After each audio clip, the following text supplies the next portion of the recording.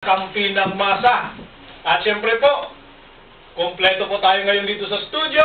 Ako po ang inyong kalasag at tanod ng bayan, si Tito Di Juan. At syempre po, dito po sa ating mga kasamahan, si kasamang Vince Flores. Magandang umaga, kasamang Vince. Yes, magandang umaga kasama dito at magandang umaga sa ating mga kasama rito, si Romy at saka si Madam Lagadag. Magandang umaga sa inyo at siyempre, magandang umaga sa lahat ng ating tagapakinig. Magandang umaga, kasamang Romy. Magandang umaga rin kasama Tito at lalo na sa kasama rin dalawa, dito si Madam Mayet at saka si Vince Flores. Kasamang Mayet, magandang umaga po at bumati sa inyong mga taga-subaybay.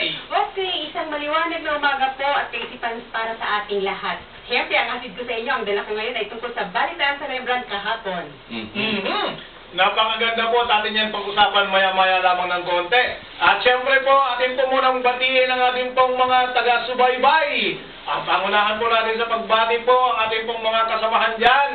Lalo na po sa may Project 6 Quezon City. Ang ating pong mga kasamahan sa Kalasag Boses ng Bayan at kakampi ng masa. At syempre po, binabati po natin dyan ang ating pong kapatid. Dyan po sa may Natividad Subdivision. Welcome back at welcome home. Kararating lang po ng ating kapatid at ito po nagtrabaho sa isang barko. Kaya magandang umaga, maligayang pagdating kay Joseph Di Juan at sa kanyang asawang si Annie Di Juan. At syempre po, ang kanila pong buong pamilya, ang Di Juan family, dyan po sa may Natividad Subdivision. At syempre po, dyan kay Bong Lim, kay Brent Lim, kay Kuya Nani, salamat sa paghahatid sa atin po sa sakayan ng jeep, kay Ate Tess. At syempre sa ating kaibigan, kay Doms Fabian, at ang Fabian family, Antonio Boro, at ang kanyang pamilya dyan sa may Marikina. At gayon din po dyan ang tagapakinig po natin dyan sa may Muntinlupa City, kay Julio Bundan. At syempre po mga kaibigan, maya-maya lamang po, marami pa po tayong mga babatiin. Ating po mga kaibigan, may mga babatiin mo lang po kayo. Kasamang Vince? Okay, kasama dito, babatiin ko natin mga kaibigan na nakikinig dyan at siyempre, pangunahan natin babatiin natin mga pamilya dyan sa Project 8 Quezon City, mga Flores family dyan. At siyempre, yung sa Bulacan, Marilao Bulacan, sa Deca Homes, ang mga Flores family dyan. Magandang umaga sa inyo. Babatiin ko na rin kasama dito si Mampe, Nicodemo. Magandang umaga, kasamang Pe. Talagang long time no look na po tayo.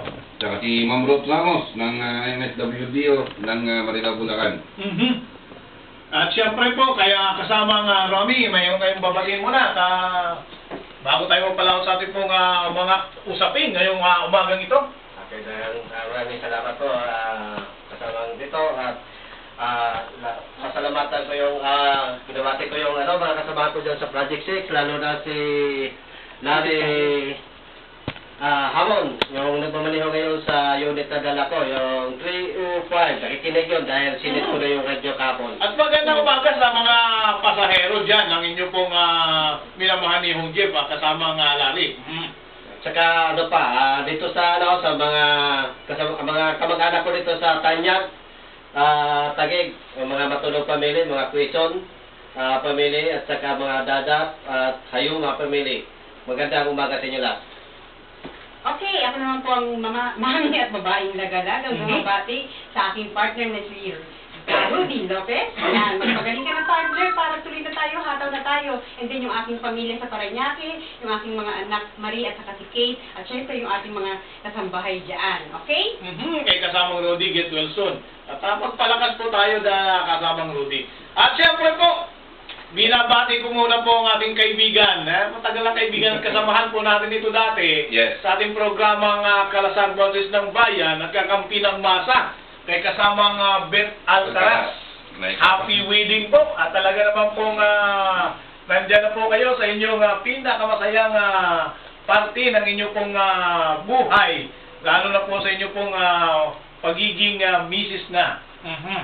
Nawa po ay mabiyayaan kayo ng ating pong may kapal ng maraming supling. Happy wedding po! Mula po sa Kalasag Boses ng Bayan at kakampi ng masa. At syempre po, tungkol na po sa atin itong mga pag-uusapan, alam mo po mga kaibigan, mga kapatid, at dyan po sa ating mga taga-subaybay, mainit na mainit ngayon ang usapan. Halos lahat po ng dyaryo may maglilimang at 3 araw na po. Di ba kasama-kasama? Yes. Yung pagdating po ng Santo Papa. At dyan po nakikita po natin ang pagkakaisa po ng ating pong mga kababayan. Nawa naman po, ma-convert ito na tayo po ay bumalik sa ating pong pananampalataya sa Diyos. Hindi po pakitang tao po ang ating pananampalataya, kundi po ang Diyos lamang po ang sentro po ng ating pananampalataya. Correct. Ang ating pong Santo Papa, lalo-lalo po sa ating mga Katolik, sa mga kasamahan ng mga Katoliko, yan po ay simbolo lamang ng ating pong pananampalataya kay Jesucristo, na talaga naman pong siya po ang nagiging leader ng simbahang Katoliko. Hindi nawa tayo ay mag-focus lamang mismo ang ating pong Santo Papa, dapat kay Kristo nakapokus, hindi dapat sa Kanya. Ang sabi niya, ayaw niyang maging sentro, kundi ang Diyos ang sentro. Talaga namang tunay na sentro ang Diyos, di ba mga kaibigan? Correct ka yan. Correct ka dyan, kasama dito. Kasama Romy, ano bang masasabi mo po sa napakaraming tao at ang mainit na pagtanggap ng ating pong panauhin, kasamang Romy? Wala talaga ako masabi doon, kundi grabe, maraming tao talaga. At syempre po, kasamang Romy, kinocongratulate po natin yung although na hindi pa po tapos, dahil nandito pa po sa ating bansa ang ating pong bisita ngayon, congratulations na partial congratulations sa ating pong kapulisan, sa ating pong militar, sa ating pong mga traffic enforcers, sa ating mga MMDA dyan, at sa lahat ng local official, lalong-lalo na po sa Maynila, sa Pasay, talaga naman pong nagkakaisa, at lahat po ng mga kababayan po natin na talagang nakiisa, talagang pinapakita po natin kung ano talaga ang mga Pilipino, na nandun yung ating pong, kumbaga sa yung ating pong bandera, na pagka-hospitable, ipinapakita po ng ating mga kababayan. Nawa po, tuloy-tuloy po tayong ganyan po ang ating pag-uugali. At napakaraming pulis. Nakikita po natin na lahat po, rehearsal pa lang, nakita po natin ang ating pong dalawang mata dahil po tayo gumagala sa kalsada natin po. At sa ating pong mga lansangan, nakita po natin ng ating pong dalawang mata na talaga naman pong napakarami. At dapat lang po natin gawin dahil dyan po ay kahihiyan ng ating pong bansa kung ano man po ang kahinatnan na hindi maganda. At mga kaibigan, siyempre po mag-usapan po natin yung ating pong naging attitude ng ating pong mga kababayan, kasamang Romy.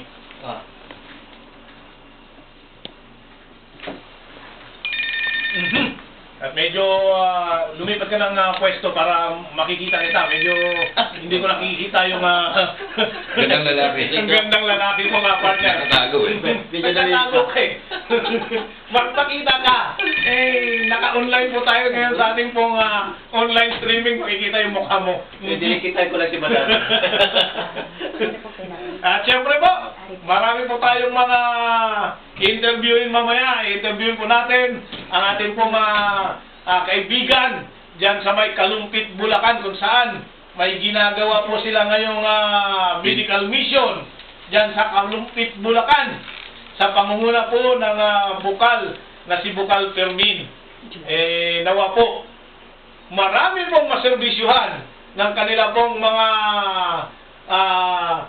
medical mission na gagawin dyan po sa may Kalumpit, Bulacan. At siyempre mga kaibigan, kunin po natin yung report mula po dyan sa custom, sa katawan po ng ating pong kasamahan dyan na si Kasamang July po. Dok, magandang umaga, Kasamang July.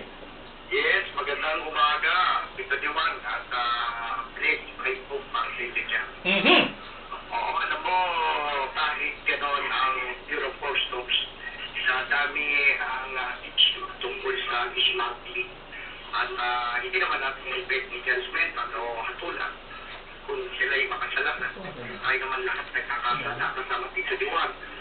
Mga nagkakaroon ng changes na dapat maganap sa Bureau, yung nabanggit ni Papa Pope Francis na rinig mo na napanood mo, yung tinatawag na fraction na kailangan maging solidarity pagkaisa bawat apostles na limutin na yung mga katiwalian at mga mapagay na nagaganap dyan ng mga apostles. Kaya ako'y natutuwa sa Santo Papa doon sa kanyang office na pagdating sa corruption ay ang daming tinatamaan dyan sa Tito Diwan. Ay, medyo talagang hindi lang medyo. Talagang napakarami kasamang July ang tinatamaan dyan. Dahil marami po talagang gumagawa dyan. Oo, Tito Diwan. Oo, tika mo. Kung nakita mo lang yung mga mukha ng mga politiko na sabihin niya yung corruption, at talaga maging tunay tayong sabihin, maging seryoso tayong leader, sabi ni Papa, ay kaganda ang inyong bansa. Bakit ang bansang ito, bansa ng Diyos to eh, yung bansa ng Amen. ito eh. Oo, di ba? Tama ka dyan. Isang changes at tinatawag na new base of work, yung pagpapagumuha ng technique. Oo, na dapat kailangan pag-uwi na, at lalo na sa ating mga kapatid, mula mababa at kamataas na politiko, o ano man yan sa Bureau of Customs, ay ito yung tuwid na daan eh, kasama ang Tito Diwan. Sinabi ni po, yung patungo sa langit. At sa ating Panginoon, pangaling ang Birhen Maria. So yan, alam mo, Tito Diwan, ako'y natutuwa. Dahil kahit ganyan ang Bureau of Customs, nagbubulin pa rin sila sa pagdating ng ating Santo Papa. Sabi naman nila na sila'y talagang kumikilala sa Diyos. Sana, isang buhay nila. Sana maging malinis, maging maganda ang Bureau of Customs at tawala ito sapagkat alam natin kung sa naman ng revenue collection. Pero ipagpasal natin na hanapin yung possible to God. Sabi nga, faith can go mountain and pray without ceasing. Sa Bureau of Customs, para sa kalastaan po ng bayan, kakapinamasa, yun ay punong nagulat ang DWS. Okay, ang pagtinig po ng ating kasama dyan sa may Bureau of Customs, si kasamang July Tudok. Maraming salamat po.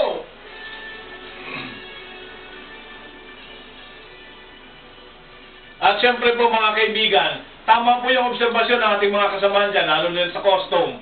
Nanawa, hindi lang po sa pagdating ng Pope, mga kaibigan, ang ating pong pagpapakita na tayo po ay may pinagbabago. Pero doon ako natutuwa dahil mayroong pagbabago. Kaya naman pala, ang ibig po sabihin, dapat dito na po yung Pope manirahan. Para lahat po ng mga tao ay may pagbabago. Yung corruption, medyo mabawasan. Kung hindi man mabawasan, mas mawala talaga. Di ba? Ang problema dyan, kasama dito, ang problema dyan, 5 days lang. Yun nga eh. Di ba? Ang ibig sabihin nun, 5 days lang tayong santo. Pagdating ng following days, Wala na. ito na naman. Yung gumagawa ng corruption, demonyo na naman. Nandun na naman. Balik na naman, balik. Mukhang napakabigat ng issue dyan sa Bureau of Customs kasama dito. Ano? Talagang... Talagang napakabigat yung mga issue dyan. Dahil hindi talaga masawata yung mga gumagawa ng mga hindi kanais-nais dyan. Marami kasing negosyante, talagang tiwali talagang negosyante. Dagdagan pa ng mga ating pong mga namumuno dyan na may hindi rin kuminsan hindi makaiwas dahil po'y kaibigan. Kaya dapat po, pagpapatupad po natin ng ating pong mga tungkulin, talaga ipatupad po natin. Siguro po mayroong mga pakiusap na kuminsan, kailangan mong pagbigyan. Pero hindi doon sa pag-resort ka ng illegal. Kung magbigay ka ng pakiusap ng iyong kaibigan, doon lang sa mapabilis ang transaksyon, pero dadaan sa proseso, lalong-lalo na sa mga bayarin na pupunta sa kaban ng bayan. Hindi yung magbabayad ng 500, babayaran lang ng 100 dahil yung 400 kickback. Sa sarili mo. Oo, 200 na kickback, 200 yung discount. Yun. Kaya 100 na lang sa gobyerno. Hindi po. Gagawa ng paraan na kahit 500 ang babayarin, gagawin ng 100 na lang. I-reduce ng i-reduce. Hindi po yan maganda. Kung kayo po yung negosyante, kung ganun din ang gagawin po sa inyo, na i-reduce ng i-reduce din po yung kita ninyo, hindi rin po maganda. Kaya dapat po magtulungan, magkaisa, at sama-sama na sa pag-unlad, hindi po sa sarili lamang. Yung ating pong consumer, yung ating pong mga negosyante, magkaisa. Diba? Pantay-pantay. Everybody happy. It's more fun in the Philippines. Di po ba? Yan po yung mga kaibigan ng ating pong mga dapat gawin. Hindi lamang po dahil nga dumating po yung tinuturing po ng mga Catholic na kanila pong sugo po at imahe ng ating Panginoong Jesucristo. Magbago po tayo. Hindi po, bawat araw po, dapat po magbago po tayo. Ipakita po natin ang ating pong pagka-Pilipino na talaga pong magagaling, mababait, at higit sa lahat magtulungin. Di ba? Yun dapat ang ating gawin. Hindi lang yung may dumating lang nagbago tayo. Hindi, pakapalan Pero dapat din yan. Dapat din kasi nga may bisita. Okay, isang bisita sa balitaan sa Rembrandt kahapon, si RJ Habiliana. Siya po ang presidente ng Warm Water for All Refund Movement. Siya yung nakatutok dun tungkol sa mga koleksyon ng Manila Water sa Maynilad, dun sa mga hindi naman project pang naipatutupad nung ahensyang yon o nung sanay na yon. So, ito ang kanyang pagbati tungkol dun, open letter para kay Pope, dun sa pagdating ni Pope. Meron po kaming bukas na kahapon po meron kaming nilabas sa Philippine Daily Inquirer. So ngayon naman po ito dun sa 45 million na electric cooperative consumers. Nanawagan po na kinakailangan na ito ay mapapakamay na ng taong bayan. May po sa 100 billion yung pera na hawak dito sa mga electric cooperatives dito. Pero in reality, hindi naman po yung mga electric cooperative consumers natin ang lumalabas sa may-ari. Kaya ito yung kinakailangan i-retain natin. Sa pagdating po ni Pope Francis, kami po ay may bukas na liham para sa ating Pope Francis. Bukod po sa ating pagkibaka, napakahalaga po ng spiritual na pagdalangin. Hindi ko na po bubuhay yung kasahin. Ayun na kanila.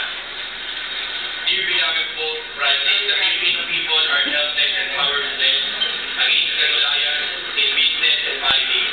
We are considered as the sovereign Filipino people, and power emanates from us. However, it is only in theory.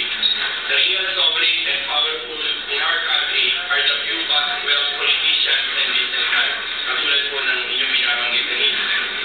At nung dumating po yung papalitin ng Master D, pinanggigil po ng Daniel Bryan.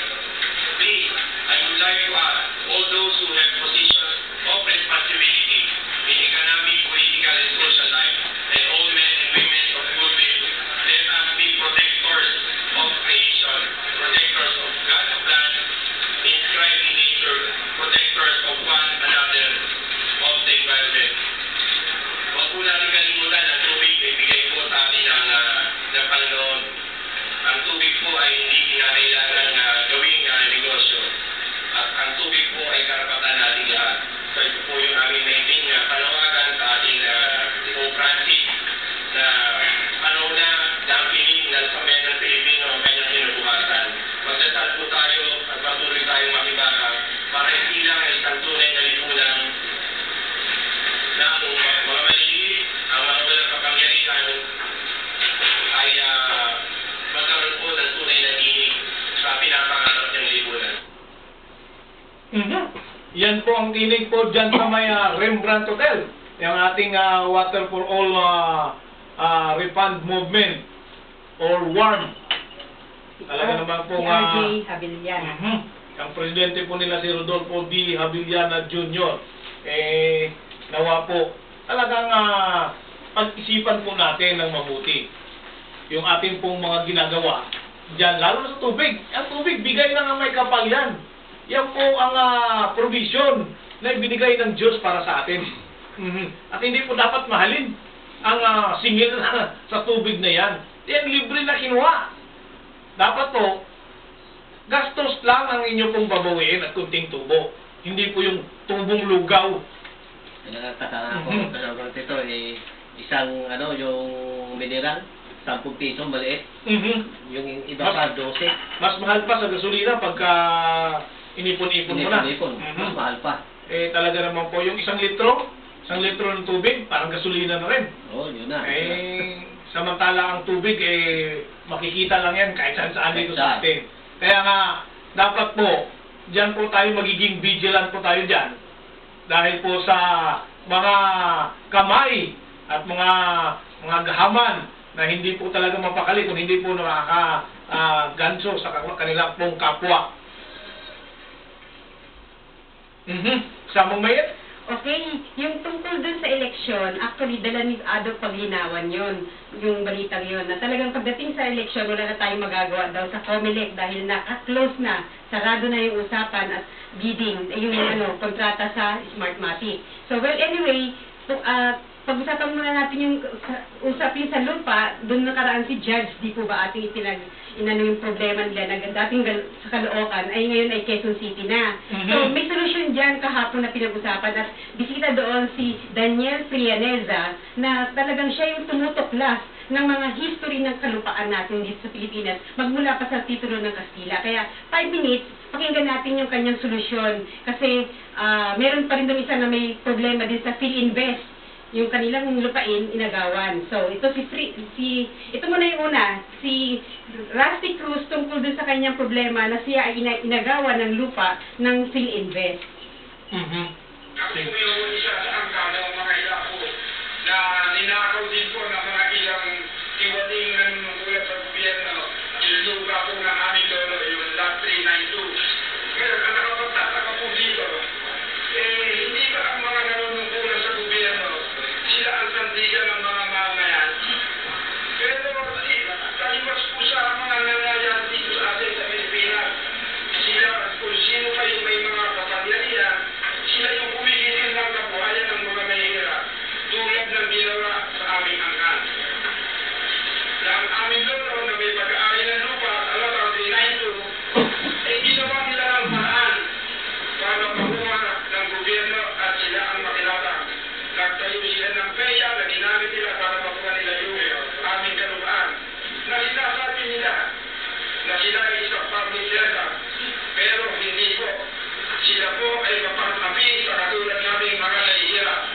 Mga masasamang tao sila ayon sa banal na kasulatan. At yung aming mga angkam ay marami na rin pong namatay dahil pumaasa po rito sa mga lupa ng pag-aari ng aming lolo. Wala pong nangyayari. Kaya yung ibinabalita ninyo na sabi magbago ang gobyerno, maganda po yan kung yan matutulog. Kasi po, isang paraan yan, para mapapalik sa amin yung lupa ng aming lolo na ninakaw ng mga gobyerno. So, yung sinasabing solusyon na sana matuloy nga yun, si Daniel Prianeza ang nagpahayag ng solusyon. Alam mo kasamang mayet dyan sa usaping lupa, talagang nagpapatayan dyan. Oo nga. Dahil po na ang ugali ng ating pong mga, lalo na sa namamahala, lalo na po sa mga tauhan ng ating pong mga ahensya na mamahala dyan, kung sino po ang malakas ay yun ang pinapaguran. Marami pong nagkiklaim na talagang sila pong tunay na may-ari pero hindi naman. Totoo yan. Nakakasecure pa ng mga titulo. Kasi isa ako dyan, biktima mga March siguro, mabakasyon ako naman doon sa Lite, para sa kasuhin ko naman yung inagaw doon sa tiyuhin ko. Kaya nga, dapat yan ng mga dito sa ating programang Kalasang Boses ng Bayan, ay ating pong bigyan po ng atensyon ng mga bagay na yan para po tayo makatulong sa ating pong kapwa, lalo-lalo na po sa mga tunay na may-ari ng lupa. Kahit papano po, atin pong ihayag ang mga problema at solusyon na dapat po gawin ng ating kapwa, lalong-lalo na po ng ating pong pamunuan sa gobyerno, kung paano natin masolusyonan na itong mga lupa na ito ay mapupunta sa tunay na may-ari. Ito ang natin kasama dito. yung ano, yung DNR at saka yung Centro DNR na na ano sila na mapping sila ulit. Yung ano, yung mapping ng ano ano ba yun, sa assessor, binago nila. Oh, tapos ngayon yung ang sinusunod nila yung tinuturo lang ng tao na doon ang Hindi base sa record. hindi nila sinusunod yung dating record na mapa. Basta sumusunod lang sila sa tao na nandoon. Eh baka naman yung tao na ngayon nandoon, mayroong bilog na gumugulong para kung ano yung ituro niya, parang panahon ng hapon. Yun. Na, yan, Toro. lahat ng matatanda mo, akin yan. Oh. Yun Kaya siguro naman- ang ibig sabihin ng mga tao na kasama doon sa mga ganyang bagay, siguro mayroon yung pagulong. Pangulo. ganun. May bilog. Kaya nga, pumapayag po yung mga kinaukulan doon. Kaya ngayon nga, umapela na ako ngayon eh. Yan ang dapat nating mabago sa sistema ng ating gobyerno. Na hindi lamang po na magkaisa po tayo doon sa pagdating ng Santo Papa. Kundi magkaisa po tayo Magkasundo. na paunlad ang ating pong bayan, yung ating bayang Sinilangan. Dito tayo lumaki. Dito rin tayo nabuhay. Kaya ating pong pagandahin itong bayan na ito. So gusto niyo na bang marinig yung solusyon na dala ni Daniel Prianeza? Sige nga, Okay. pakinggan natin. Na ito po siguro, sabi ko sa inyo, hanggang hindi natin natutumbok ang ganito, ang pinaka-history ng Baluba, sanay talaga tayo, hindi tayo makakati sa katubanan. Kasi po, sa atin lang po hindi natin alam na tayo nagkapangalan ng Pilipino dahil sa isang titulo. Titulo ng lupa po yan, kaya tayo nagkapangalan ng Pilipino Ano po yan? Ayun po yung official sa Pilipinas na ginagamit ng ating House Committee on National Defense para sa pag-claim ng korupsyon.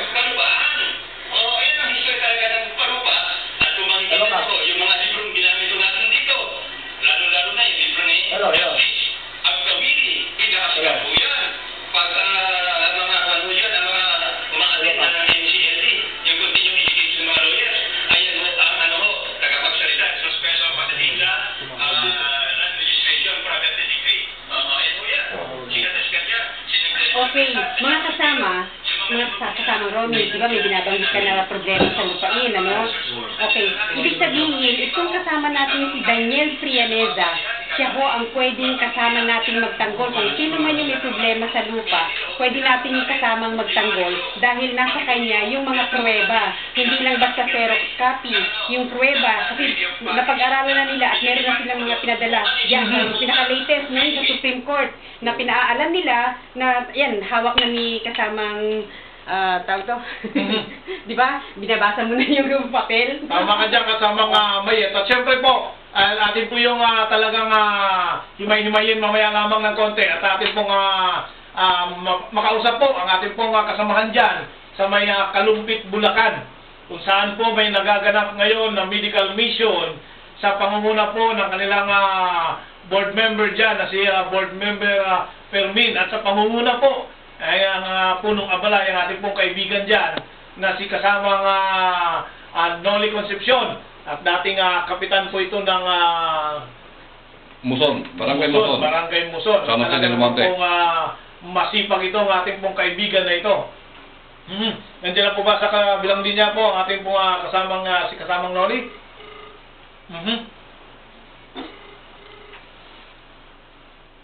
Maya-maya po, balikan po natin yung ating pong pinag-uusapan tungkol po sa kalupaan dahil po yung usaping lupa ay masalimuot po yan. At marami pong mga nagkiklaim, lalong-lalo na po ngayon. Nung panahon kasi nung mga ninuno po natin, pag malakas ka, pag itinuro mo na lupa mo yan. Ang sabi po nung una, lagyan mo lang ng bako dyan. Lahat ng mararating ng kabayo mo o kaya ng kalabaw mo, lagyan mo ng muhon, sa'yo lupa yan. Kaya nga, nung itong panahon ngayon, may mga nagkiklaim na talaga sa kanila po yung mga kalupaan na yan. Pero nung mga matagal na panahon na hindi po nila nasikaso at marami pong mga matatalino na napagawan po ng panibagong titulo yan. Kaya talagang himay-himay natin ang husto yan, usaping yan sa kalupaan. At syempre po, sa atin naman pong mga opisyal ng gobyerno, ay marami naman pong mga opisyal ang ating pong gumagawa talaga ng mga serbisyo publiko. Kagaya po nito ng ating pong kaibigan. Ang dami pong mga serbisyo at ipinakita po sa atin na nakaschedule na po ang karamihang mga Saturday nila dyan sa kanila pong mga medical mission sa iba't ibang lugar dyan sa may Bulacan. Maya-maya lamang po ng konti, atin pong makausap at medyo napuputol po ang kanyang signal na sa ating pong mga linya ngayon ng telepono. Ay medyo may mga jamming kasi ngayon ng signal kaya inaltiyan. Okay, anong dito sa kabilang linya natin ang ating kasama? Sa kabilang linya na po ba ang ating pong kasamang Noli? Magandang umaga po, kasamang Noli.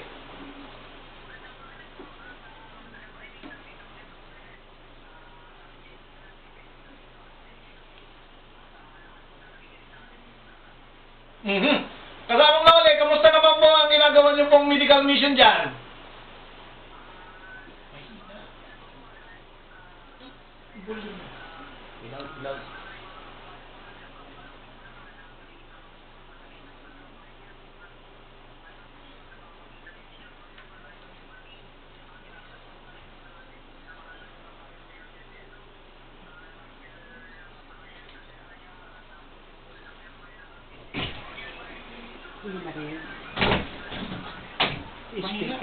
Speaker.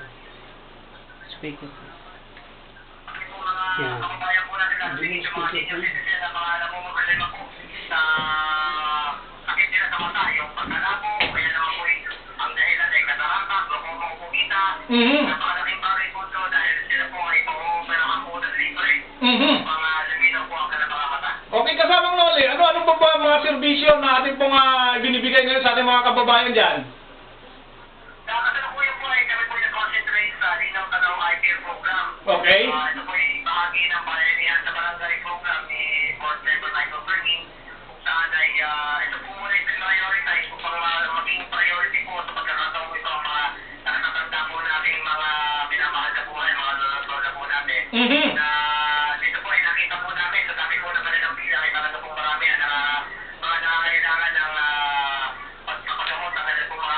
Mhm. So sila po ay pa-opera po sa isang klinika na yung po mga kaibigan din na doon po sa may bahagi ng Monumento, Caloocan City. At doon po ay ihahatid po sila. Actually, ambulansya po na personal ni Bukal Michael Fermin. Susunduin po sila rito, ihahatid po sila ron. Pa-operahan po sila ng libre at ihahatid po muli pabalik sa kanilang mga bahay-bahay. Mhm. So talagang lumaha po ang kasigahan at katuwaan po ng mga magiging beneficiary po dito at maganda po mga pamilya. Ang ibig sabihin na kasamang Noli, ito po ay makakatanggap po sila ng libreng salamin, maliban po kung mga kanilang mga mata ay may diferensya, maliban dun sa operasyon. Yes sir, opo. Bali, kailangan dito ang mangyayari po ngayon ay pagka po malabo ang kanilang mata, bagay sa observasyon ng ating pong ophthalmologist, Mhm. bibigyan po sila ng libreng salamin. Yung po, after po naman na makita naman, yung po may mga kataratang glaucoma o po kita, sila po may bibigyan ng salamin, sila po ay mag-undergo ng operation at ang kanilang pong schedule is on that 6. So sila po ay operahan sa mata. At ito po ay serbisyo publiko na ibinibigay po ng ating pong board member dyan na si kasamang Michael Fermin. Yes sir, ako kasama dito. Siya po ang dahilan po kung bakit po sinanagawa ito at maging kasama po tayo ng Panginoon para matulungan po ang mga, sabi ko nga kanina nung ako po'y nag-MC, yung po mga matatanda nating mga mahal sa buhay, mga lola na nahihirapan po magkasahagdan, o kaya naman minsan ay muntik na masagasaan dahil hindi dapat pinasasakyan, o kaya naman nahihirapan maglakad, o kaya naman po yung mga madalas mahilo, akala nila sila ay high blood. Mhm. Sila po pala ay may mga problema sa mata. At syempre kasamang Noli, sa ngayon po, dyan po sa inyo pong pagbibigay ng ganyan sa mga resulta po ng mga exam, kamusta na po, ilan na po yung nabiyayaan po ngayon ng salamin? Sa kasalukuyan po ay meron po kami dalang 4 na ang salamin. Ang Mhm. benepisyo na po Congratulations. ito, naman po ang mata ay halos 200 at yun naman po mga nakapila pa ay meron pa po itong mga itumulang 500. So more or less po, ang magbe-benefit po nito ay mga 700 hanggang 1,000 tao po na mga nakatira po sa bayan ng Kalupit. Mhm. Congratulations po sa kay Bukal Fermin dahil po sa kanya pong mga proyekto na ginagawa dyan sa Bulacan. At kasamang Noli, alam namin, marami pa pong nakaschedule na mga medical mission ang inyong gagawin dyan. Kukunin ko na rin po ang katawang ito kung pa-announce po na on January 24, next week po kami po ay magkakagawa ng pahilihan sa barangay. Ito po yung kompletong package, no? Meron pong medical vision, meron pong dental vision, meron pong optical, meron pong libre gupit, meron pong libre therapy. Yun po ay gaganapin sa Mahal, Bolivian. At sa 31 naman po, sa January 31, sa susunod na Sabado pa, ay gaganapin sa may San Jose pa team package din po ang ibinigay na libre na tanda po ni Bukal Michael Fermin. Mhm. At maraming salamat kasamang Noli, ang aming pong programang Kalasag Boses ng Bayan at Kakampi ng Masa ay bukas po sa inyo pong mga magagandang ginagawa dyan sa inyo pong nasasakupan, lalo na po kaya Bukal Fermin. Maraming salamat po at sana po ay sa lahat po ng mga tagapakinig po natin sa bayan ng Mhm. bayan ng Pulilan at sa bayan ng Tongbong sa mga susunod na mga ngayon. Dahil ito po yung nakataon na meron po mga magagandang kalooban na nag-aangat po yung tulong para po sa mga higit na mga kababayan po natin dito po sa bayan. Mhm. Okay, maraming salamat kasamang Noli. Medyo na puputol-putol yung signal nyo. Mhm. Nawala po ang signal po ni kasamang Noli Concepcion. Diyan po sa may Kalumpit, Bulacan. At congratulations po sa kanila pong ginagawa. Dahil po marami po talaga ang ating pong mga kababayan na nangangailangan po ng ating tulong. Lalong-lalo na po sa ating pong mga namumuno sa gobyerno. Yan po ang sinasabi natin kanina na hindi lamang po sa pagdalo po ng ating pong Santo Papa dito na ating pong iginagalang din naman, kundi po araw-araw po gumawa po tayo ng kabutihan. Kaya po kay Bukal Michael Fermin ng Bulacan, congratulations po sa inyo pong mga mabubuting ginagawa, lalong-lalo na po dyan sa ating kababayan sa Bulacan. Aking kasamang Nole, congratulations din po. Ito pong ating kaibigan ay masipag ito, si Nole Concepcion. At syempre po mga kaibigan, dyan po muna sa ating pong tagapakinig sa may Balagtas, Bulacan. Ay ating po munang pasalamatan at sa wakas, nabuksan na rin po ang tulay ng Balagtas Bridge. Yung Balagtas Bridge, dyan sa may Bulacan. Napakatagal na ito bago na matapos ito. Taon ang binibilang nito.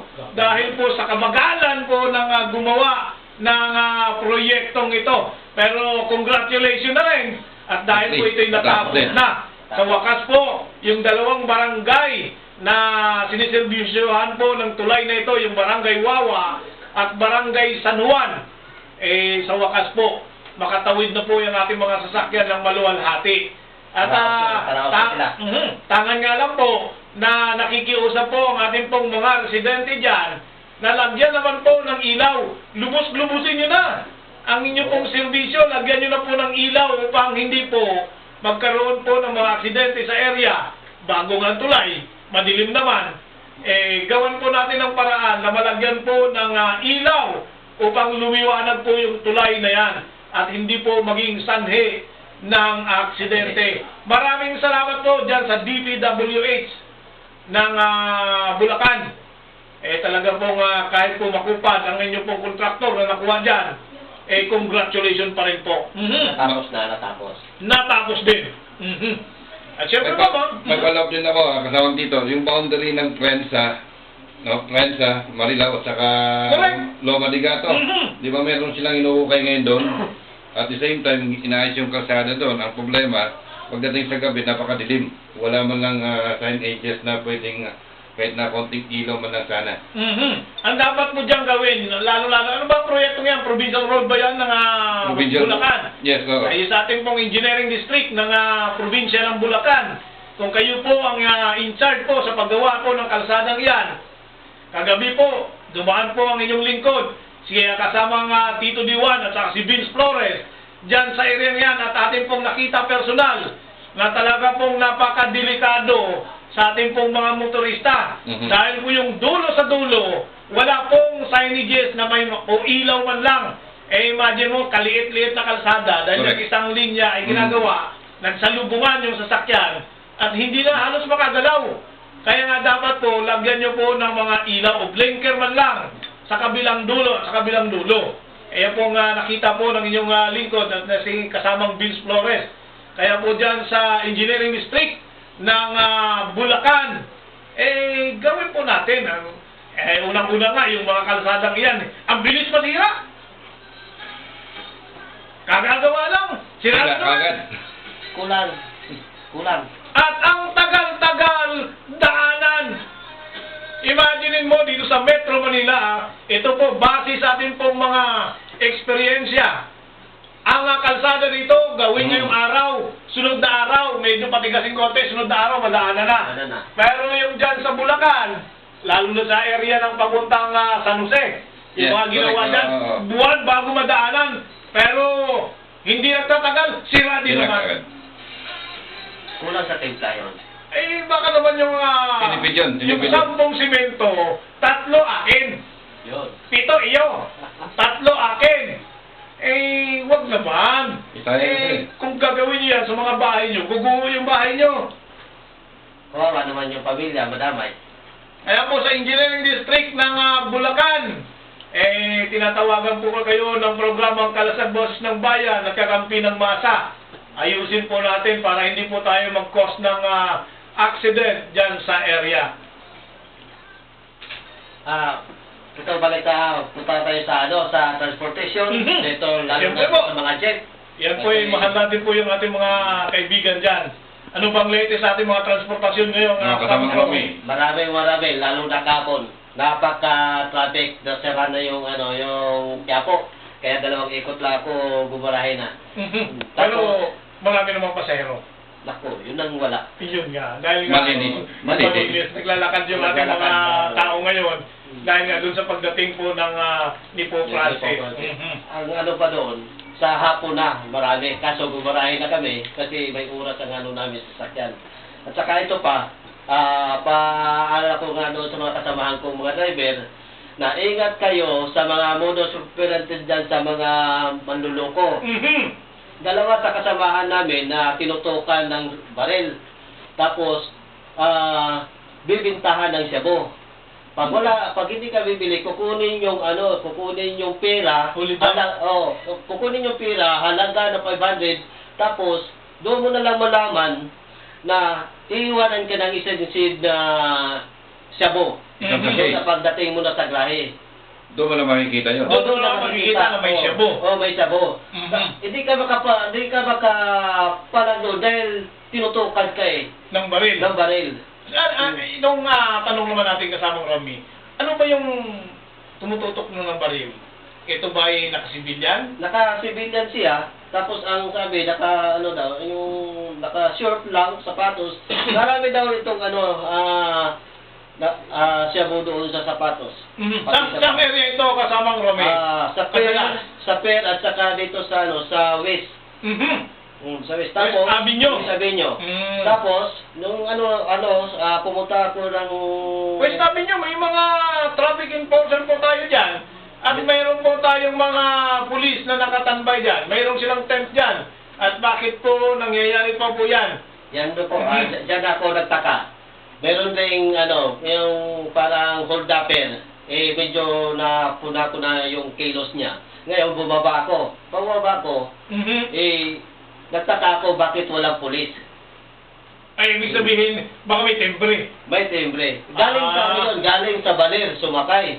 Tapos, nung mag-ano na sana siya, kasi may dinukot na sa bag, na kukunin. Tapos panatingin na sa cellphone, bumaba na ako. Tapos sabay ko sa driver na may hold-upper sa loob. Kaya, umarurot yung driver, bumaba yung hold-upper. Tsaka ito pa, mga motorista naman, yung mga single, pares naman tayo nagsisingle, Sige, siyempre. Dalawa rin sa kasama kong driver na nakasagi rin ang motor. Pag bigla niyang kabig sa kanan kasi may papara. Ang ko kasi dito, di ba bawal yung overtake tayo sa kanan. Kaya doon rin ako bakit ba kasi karamihan sa motor na single doon sa kanan. Hindi lang sa motor na single, pati nga mga rela, doon rin Pag matraffic kasi talagang dumadaan talaga yung mga single sa kanan. Oo nga, Pero pag hindi matraffic, hindi yan dumadaan. Dapat po sa kaliwa sila. Kaliwa, pero ang ko na lang sana, yung kunting ingat lang kasi Correct. ang mga jeep kasi o mga truck, biglang kanan, lalo na yung may bababa. Kunting ingat na lang tayo, kasama Tama ka dyan, kasamang Romy.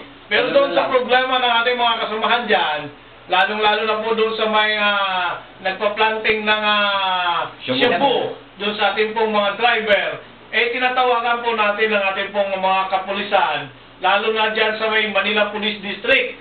Pakitutok naman po dyan sa may area ng port area. Port area, Diyan po madalas na mayroon pong nambibiktima sa ating pong mga driver na tinataniman po ng shabu at tinututukan pa raw po ng baril ang ating pong mga kasamang driver dyan. Ipakalat nyo naman po ang inyong mga tauhan dyan. At syempre po dyan sa may West Avenue. Talaga naman pong sa kahabaan ng Quezon Ave. Dyan sa West Avenue, nagtataka ako dyan, may nakikita po tayong outpost dyan. May tent po dyan sa gitna. Yung kalsada po dati, sinarayan. At yung gitna na yan, dyan po sila nakahimpil. Kaya po sa ating pong District Director na si Senior Superintendent Joel Pagdilaw, sir, pakipasadahan naman po yung area na yan. At sa ating pong Director for Operation dyan, na si Colonel Bautista, sir, pasadahan nyo po ng inyong mga mobile dyan, o kaya po yung buong kahabaan ng Quezon Ave. Dahil po yung mismo ating pong mga driver ng pampasahirong jeep, nabibiktima Binibiktima talaga. Kaya nga dapat po, magiging vigilant po tayo dyan. At yung mga tauhan nyo, huwag naman pakuya-kuyakoy lang sa area. Hindi po yung seguridad po ng ating po mga kababayan ay atin po yung siguraduhin. Lalo-lalo na po yung ating mga driver. Ito pa isingit ko sa inyo, yung ano, itong mga kolorom at saka outline. Di ba sabi ni Chairman Winston Henry na alisin yung mga kolorom at saka outline. Nagtaka ako ngayon, bakit ba dumadami lalo eh? Ano ba ang ano talaga ni Chairman na paalisin o magdagdag ng mga outline, mga illegal? Ang plano ng LTFRB ngayon, kasabang Romy, lahat po ng pampasahirong sasakyan, papalitan po ang mga plate number. Oo, yun. Ngayon, doon malalaman kung sino yung legitimate na pampasahirong jeep or bus. Dahil po, pagka hindi na po bago ang inyong pong plate number, ibig sabihin, hindi nakarehistro po yan. Hindi pampasada po yan. Ibig sabihin, Kinabit-kabit nyo lang yan. Kasi sa isang linya, sa isang unit, isa lang talagang plate number. Isa Hindi po pwedeng dalawa yung plate number. Kung kulurong ka, makikita ka. Kaya nga po sa ating pong mga driver at mga may-ari po ng sasakyan, pag ito po yung pinapropose na po ng ating LTFRB, dahil wala naman tayong choice, kundi sumunod. Dahil nga, hindi naman tayo nasusunod, sila lang din naman. Sundin na po natin para malaman po natin yung mga kulurong. At speaking of kulurong, dyan po sa may balagtas, nakakatitext lang po sa atin ang ating pong kasama si Bin Latigo dyan, na napakaraming kulurong na tricycle dyan sa balagtas. Kaya po dyan sa ating pong Chief of Police ng Balagtas PNP, tingnan nyo po yung mga nagbabiyahing tricycle dyan. Marami daw po dyan mga kulurong. Nakakasagabal na po yan sa hanap buhay ng mga legal na may mga linya. Gawin po natin maging maayos ang ating pong mga hanap buhay. Kung gusto nyo pong maghanap buhay, iparehistro nyo po. I-apply nyo po. Illegal nyo po yung inyo pong unit. Kuha kayo ng lisensya para maging legal kayo. Hindi yung legal na namamasada dyan ay aagawan ng kita ng mga illegal. Ito pa, ginawa kayo ng illegal. Sila pa ang siga. Sila pa ang Ito siga. yung mga illegal na to yan. Ito mga tricycle driver na kulurum na. Siga pa. Siga pa. Wala yung pinaiba sa jeep. Wala yung pinakaiba sa bus. Kung sino yung mga kulurong, mga balasubas. Mga palasubas. Sila ang dadamay sa Di ba, Kasama Bin? Yes, tama yan. Kasama dito. Tumahimik yung partner natin si Kasama Bin. Parang nag-iisip ako eh. Parang nagmumotor yan na kahit na walang helmet ng... Matigas talaga. Kaya kasama ko kapon, ang tigas-tigas sa ulo. Walang helmet. Ang sama, ang tingin, ang traffic enforcer. Sa kasama ko. Ang tigas sa ulo. Kaya po dapat po sumunod po tayo sa batas. Hindi po ibig sabihin po na meron po tayong mga inaasahan, lalabag po tayo. Kasama yan. O sige, kasi malapit na yung oras natin. Anyway, para po dun sa balitaan sa Rembrandt, dahil yun po ang dala ko, subaybayan lang po talaga sa YouTube. I-click nyo lang po, i-search nyo lang po ang Tindig Balitaan sa Rembrandt, January 16. At dun nyo po mapapanood ang buong isang oras na ibibigay ko sa inyong balitaan sa Rembrandt. And then sa Facebook naman po, i-search nyo lang Marieta Robles, yung pangalan ko mismo, para po subaybayan nyo yung katuruan na nagbibigay ng liwanag ng kaisipan na merong pang material at merong pang spiritual. Balance of nature. Tapos, meron kang similar sa Red Cross para dun sa Sumala Santa. Okay? Tapos ito sa February 21. Yan po ang kasamang Alan, yan po yung pinagmitingan po ngayon dyan sa Marilao tungkol sa mga NGOs dyan sa ating pong lugar sa Marilao. Apa. Yan po yung kasamang dito. Tapos, itong natin na Sabado, meron na naman tayong meeting. Magiging, matuloy sa yung lagi na Sabado, kasi magkakaroon tayo ng Google Fight after the meeting na naman. Kamusta po yung, Alan, kamusta po yung firefighting training na naganap ba?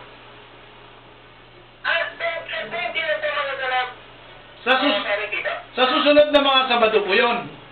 Oo. Kasi every Saturday may meeting natin hanggang sa matapos yung lahat ng activities. Tapos meron kasi minuto si Mayor Tito na isang parang common organization na ng buong Marilao. Kasi magkakaroon na tayo ng parang unicorn ng Makati. Mhm. Oo. Kaya yun lang maganda dahil sa kasi lahat ng establishment dito sa Marilao magbibigay lahat ng discount sa Mga miyembro ng NGOs dyan. Oo. Ang gusto daw, unahin mo ng video ng parang card na yan, alam mga NGO na active. Okay? Kaya yun ang pagkakataon natin mga NGO na volunteer daw. Yun daw yung favorite natin na nagpupulot sa dito. Mayroon po raw na mga form na pinipilapan yung mga miyembro ng NGOs. Nasa akin na pala, ibigay ko lang sa Africa. Okay. Sige Alan, maraming salamat at live ka na papakinggan sa ating programang Kalasang Boses ng Bayan at kakampay ng masa. O yan po mga kaibigan.